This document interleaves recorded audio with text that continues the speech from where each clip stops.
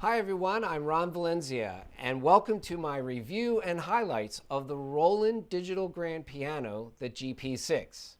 The GP-6 is one of three that came out in 2023 that had a lot of great similar features, and each one has its extra bonuses as you went up the scale. So the GP3, I did do a review on that already, so please check that out. I do use the GP3 at my school. I'm a music teacher, and the GP6 is what's in front of you. I have this one, and this one is just a fantastic keyboard. The difference between the two that you need to know about is, first of all, size. So this one goes back about 3 feet, maybe 37, 38 inches, and it's 57 inches wide. It's quite a bit heavier than the GP3. Also, and that's also because of the action. The action is a little bit more sturdy and more piano feel, a little bit more like a piano feeling kind of action. I don't know if I said that right, but whatever, we're going with it. Anyway, so there is significant upgrades. There's a lot more tones in this particular instrument. There are more speakers. This has 5 speakers. The other one has 2 and a resonating kind of a whole sound hole, I guess you could say, for in the GP3. This one has like over 324 tones. Now, I normally only use it for the piano sounds. That's really, really important. So what they have is they have 4 grand pianos. They have 5 upright piano sounds. They have 5 classical piano sounds, and then they have electric pianos and organs, and then 286 other sounds. So you have tons of sounds. You're not running out anytime soon. It's really beautiful display. Everything is really, really pristine and so well made. It is strong. It is sturdy. If I needed to move it, it is movable on these sliders. And I do that on occasion pending the video or the project that I'm working on. The pedal feels are fantastic. The pedals are just amazing. They are very, very strong, very sturdy. Everything feels like a real piano in that sense, where it's just really well built. The sound generator is actually a piano reality modeling premium sound engine. That's what Roland calls it. I call it cool. And it sounds really good. And so I hate to simplify things too much, but do you really need to know all that? I mean, if you do, I guess you could read the manuals, whatever. Anyway, so it also has like this ambient sound, which is basically like your reverb. It kind of gives you that feeling or that sound of being in a larger room or a larger hall or so forth, like a cathedral and everywhere in between. It really does make it feel like you're, even if you're in a carpeted environment, you can make it sound as if you're in a bigger environment to give it more of an authentic feel. Now, just as far as the sound is concerned, we were talking about the 5 speakers. 2 of them are 25 watts. One of them is 20 watts, and the other 2 are 15 watts. So what I like about that is that it's perfectly laid out. The sound quality, no matter where you're sitting or playing the instrument or standing around and listening, it sounds fantastic. So what I do love about it is that no matter what size room you're in, no matter what the carpeting or whatever the wall structures are like, you're still going to get a great sound out of this instrument. And oftentimes you don't need to really amplify this. I really don't think there are many occasions where you really need to amplify it. I guess if you're playing a wedding and why you would carry a 200-pound instrument to a wedding, whatever, maybe then you would want to amplify it. I mean, if it was a large ballroom or so. But honestly, for any kind of home environment, it's going to fit almost every scenario. And I think you're going to love that. So as I mentioned, the physics are really, really great. What I also love, and you can see down here on the keyboard, is that you can see that everything is labeled here. The menu system is very easy to understand. There are really nice icons that represent certain things that you can go across and quickly find. Now, this is a review and highlights, so I'm not going to go into a deep dive on this particular video. If you want a deep dive, I will certainly do another video and go into the weeds of this instrument and show you a lot of great little features. But I'm only going to tell you about the features that I think are really, really important so you can decide whether it's the right instrument for you. Okay, so one little key feature that I really like, that if you just want to play at night or whatever, soft lighting, and you don't want to see those, you don't want to see the menu right here, you could just click the power button twice, and then it's still on.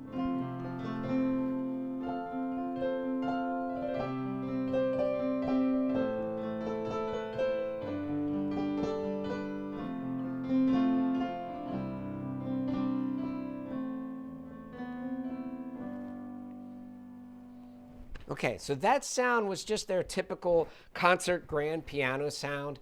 It's really, really beautiful. It fills the room up nicely. It's EQ'd well. There's a lot of great things about this. Just so you know, you can change the feel of the keys. So here's what they really mean by that. So it's like the actual feel of the key does not change, but the sound equivalent to what the pressure that you're putting on the key, that's what changes. So in other words, you can make it so you barely touch a key and have it sound fairly loud, and vice versa. You can have it so you're really hitting it hard, and you can have it so it's lower in volume. So it's more of a volume trick relative to the output. It's kind of a trick like that, as opposed to it doesn't add any weight or anything like that to the keys.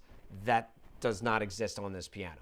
I actually don't know if any grand pianos do that. I would imagine if you know of one, let me know. If there's a digital grand piano that you can actually change the weight of the keys, how cool would that be?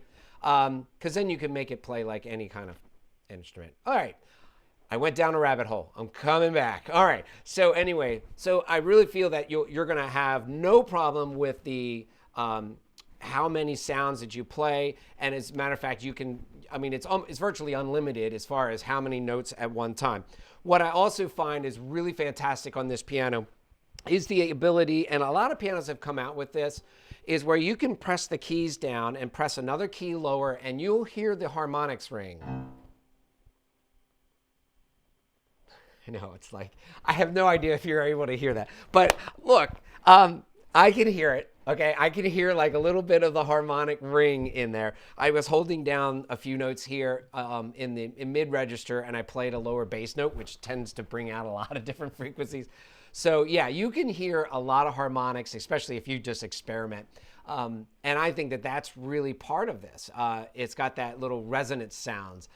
Yes, there's damper resonance. There's key off resonance. You can hear when you let up off the key, you can program it so you can hear like the little thud that you would hear on a real piano. So you can do all kinds of crazy things with this. This works with a couple of the Roland apps. The one app that I know that I've experimented with just gives you so much control over the instrument and customizing it to make it sound exactly how you want it to be. Now that particular app, I have a video on that, and I go into the weeds a little bit on that video, so you can learn what you can do with that app, and it's fantastic. There's a lot of cool things. I mean, there's learning, so it'll play songs for you. You can play along with songs. You can change the sounds. You can change the tuning of the piano. A lot of people like to play maybe instead of 440, they like to play like 443 for certain occasions and something like that, just a little bit more on the higher edge. So you could do all kinds of really cool things with that. You can record audio and via MIDI on that app and through a DAW through your computer.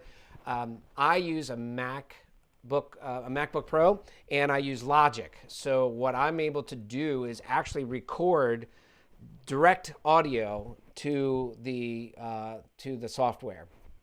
Sometimes I'll actually do MIDI. The problem with doing MIDI is that I prefer to use the sounds that are already on here, and I didn't feel there was a really good enough reason to cycle it back. So I don't know if that made too much sense for you, but if you get into recording and you dig deeper into it, you can record MIDI, which is just the computer notes, on and off buttons and binary bits and numbers and all that stuff, and then you can manipulate those. you can record audio, and then you have a certain other style of manipulation. So I record a lot via MIDI because I will go around and want to change the sounds, and I will want to experiment with things like that. But if you know you're just going to play a classical piano sound, just record straight. It just makes life a lot easier for you, and you don't have to mess with anything. So just I'm sure you probably have guessed by now, a high-level piano like this is going to have Bluetooth, and the Bluetooth works with that app. It also works with any of your sound sources. So for example, if you have certain songs or backing tracks on a cell phone or an iPad or whatever device you have, as long as it has Bluetooth, you can send it to the instrument so you can hear the backing tracks and your piano playing all on one system. I find that extremely valuable. And what they also do is they give you the ability to go in and manipulate the volume level of that particular sound, the Bluetooth input and so forth, and the audio and just any kind of audio. So I typically have this piano USB connected to my computer. So when I'm playing backing tracks and stuff like that, I can go in here and I can change the volumes here, or I can go back through here. But it's a lot easier to do it right on the piano itself. And it sounds really, really gorgeous. And you can get a nice full sound. Okay, so I've given you kind of like the basics things. Now some little bit of the weeds. It obviously comes with your standard features that you will find in most digital grand pianos right about now. A lot of features are very common. Like I think there's been like this general overall like agreement amongst companies. Maybe they didn't actually do it on purpose, but I think like Yamaha, Kawai, and Casio, and Roland, I think they all have like this base level of features that they put in most of their models. Things like where you can split the keyboard in at least 2 parts. This one you can do that, and you can also make it so you have a middle C here and a middle C here. And if you're a teacher or a student, you know what I'm talking about, because the idea is to be able to have 2 people sitting at the piano at the same time and be able to play together, but in the same register. So you're not hearing one really high piano and one really low sound. Okay, so it's a lot of cool little features like that, and you can access almost everything via right on the menu here. So you don't need to use the app if you don't want to. If you're not comfortable with using the app, I find the app a little bit easier than using the menu, but the menus are pretty laid out fairly easily to understand. There you got your hands, you got all your record button, you got your playback button, you got your rewind, you got your stop, you got your sheet music button, you've got your metronome, you've got your time signature, and so forth. You've got everything you need right in here. The buttons that I find the most use are like the system button. So I can go in here and hit the system button, and then this will change the Bluetooth, and you can set up all your Bluetooth, and then you just scroll through song transpose, volume for the song. So there are songs that you can play that are internal that you can play along with, and you can also access them through the app as well. The input volume, I've talked about that. The USB audio input volume, that's important if you're going to hook this up to any other kind of device. Playback mode, and I can go down the list. Again, this is, if you want me to go through the weeds, I'll go through the weeds for you. But just let me know, because most people just like the review and the highlights, like what am I going to get if I go out and purchase this?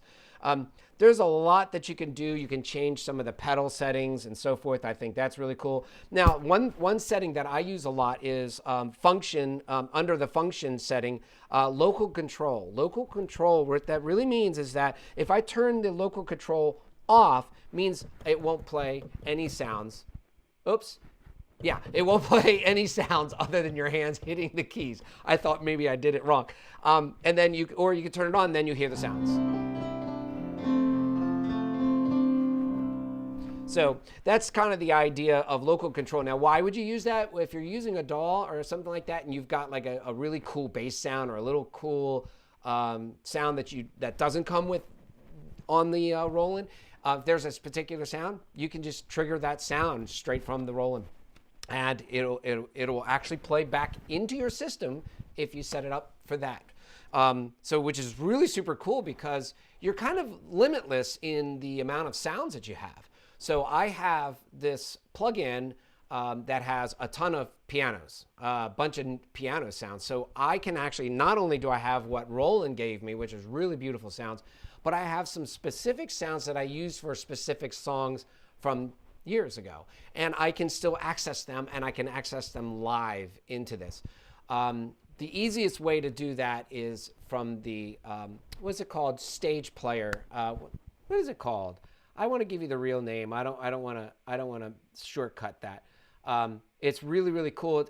Mac has this really cool software where you can access any of the sounds. It's called Main Stage. I don't know why I was thinking Stage Player, but it's called Main Stage, and so you can actually just access sounds all you want, and it'll just play back in your instrument. So you can make this sound like a keyboard, a synthesizer, whatever you want. So anyway, it has limitless possibilities. I mean, you could go on for quite a while trying to figure out new things that you can do with this. Another little highlight that I like is that when you close the piano turns off. So if I just take this, it's off. Okay. So I think that that's really a cool feature that does not exist on the GP3. I was kind of disappointed because when I had the GP3, I thought that would be kind of a standard. Thought that was kind of a nice thing, but no, you actually have to turn it on and off. So for this particular piano, you can just close the piano. You can keep your keys clean and stuff like that. You're not going to get any dust on it or anything like that. And I also like that. I don't know if you could see it really clearly, but I like that you have the sides over here without buttons on it. I kind of like that because you wouldn't normally see that on a real piano, on a real acoustic piano. And again, if you don't want to see them here, you just press that button twice and they turn off. I'm going to leave that on because I want to show you a few things. So let's go through a few of the sounds. So I've already played for you the grand piano sound. Now I'm going to play a little bit of the stage piano sound, just kind of random little noodling.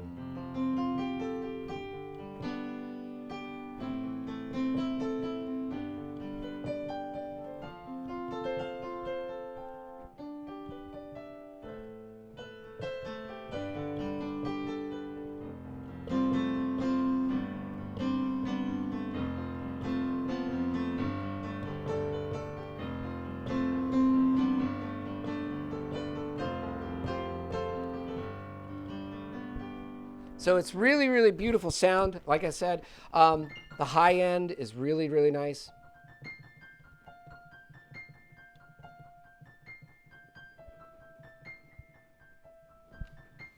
I'm just noodling, just playing around, just making sound for you, basically. I don't want to play a real song because it'll hit me with the YouTube algorithm will hit me with a copyright infringement. I don't want to deal with that. So, all right, that's stage piano. This is called mellow piano.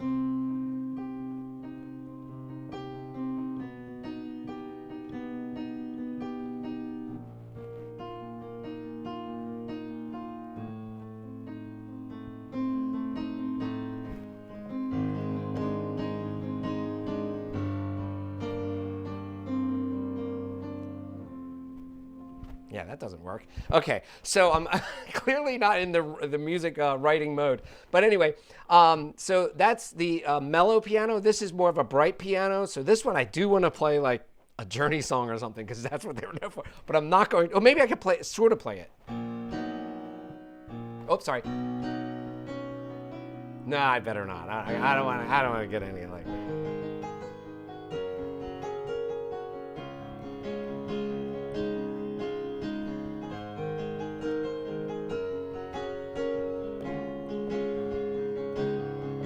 And then you can go. Anyway, so it's a really, really bright sound, but here it's not too sharp where it like bothers you, like at the higher end over here.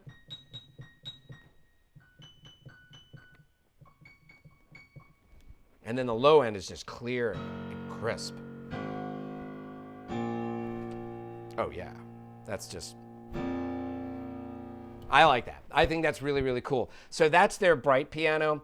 Let's go into their upright pianos real quick. Upright piano.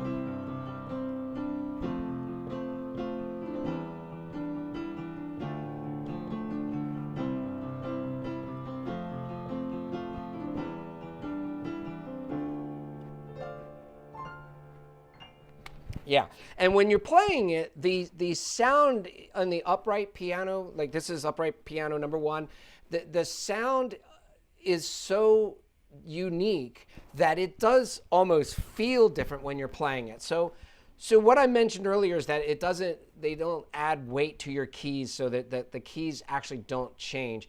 But when you're playing it and you feel this or hear this different type of sound, it does kind of fool you a little bit into thinking that, oh my gosh, this, feels like a different piano.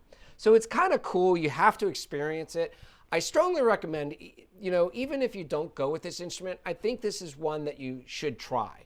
This is one that you should go out and at least see if the feels like something close to a piano for your purposes. This one's called Mellow Upright.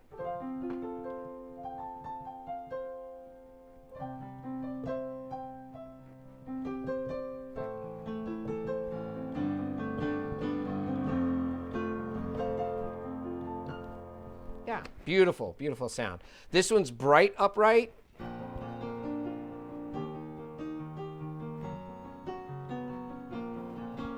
I don't know what I was just playing that. I have no idea.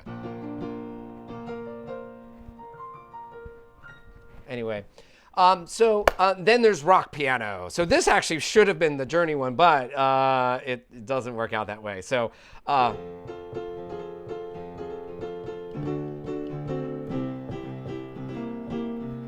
yeah.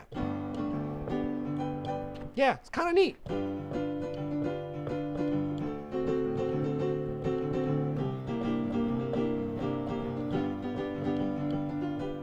Yeah, kind of a fun sound. All right, so then we've got classical piano, and here we've got a bunch. Let's go in there. Classical. This is like forte piano. This is like really, really strong, kind of old-fashioned kind of piano.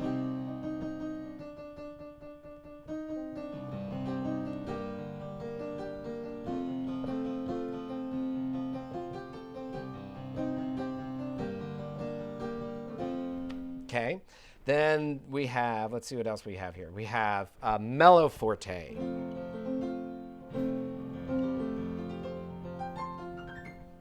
Okay, then we have Bright Forte.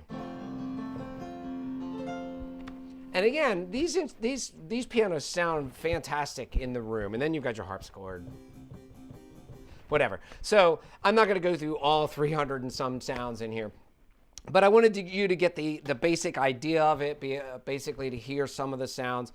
And pardon my noodling with these little things that I just create just for a video. But I just don't want to deal with playing something that somebody's copywritten and then blah, blah, blah. I don't want to go there. So, all right. So another little thing that you can keep in mind is that with this piano, you can, the things that I have found that really, really super, super cool are the things that you could do with your computer. Everything you could do with your app. There's so many unique things that you could do. You can detune your piano, like I mentioned, not only in as far as the pitch, like A440 and so forth, but you can actually change the key of the keys and so forth. So you could play it basically in any key, and you could do all those things. But I think those are kind of like standard features that you find in most other keyboards as well. So I don't find that as a big thing. So I played the GP9 in the studio where I purchased this, or in the showroom floor rather. And I did like the GP9 a lot. It's almost double the price. If you get the player version of it, it's more like triple the price. It's very, very expensive. It's roughly, I'm gonna take a stab at it. At the time of this recording, it's roughly around 20 grand for the player version of it. The GP9 without the player version is roughly 10 grand, and this was roughly 5.5. So somewhere in that ballpark. The GP3, if I remember correctly, was about 3 grand, maybe 4 grand, somewhere in that ballpark. If you are used to a natural piano feel, my recommendation is to at least go with the 6. Go with the GP-6 If the GP9 is out a little bit pricey, out of reach for you, the GP6, you're going to love it. It's going to feel really, really great. It's going to sound great. It's going to do everything you want it to do.